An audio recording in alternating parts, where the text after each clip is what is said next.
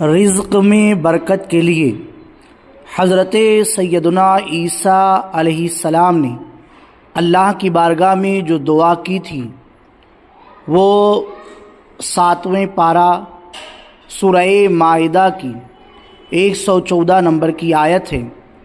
اول آخر 3 مرتبہ درود شریف بہتر ہے کہ درود ابراہیم پڑھیں جو نماز میں پڑھتے ہیں، اور عیسیٰ علیہ السلام کی دعا پڑھیں، وہ یہ ہے: اللہم ربنا انزل علینا مائدۃ من السماء تکون لنا عیدا لاولنا وآخرنا وآیۃ منک وارزقنا وانت خیر الرازقین۔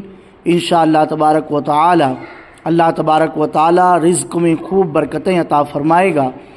اور اس دعا کو زبانی خود بھی یاد کر لے، گھر والوں کو بھی یاد کرا لے، اور جب جب موقع ملے اس دعا کو پڑھتے رہا کرے۔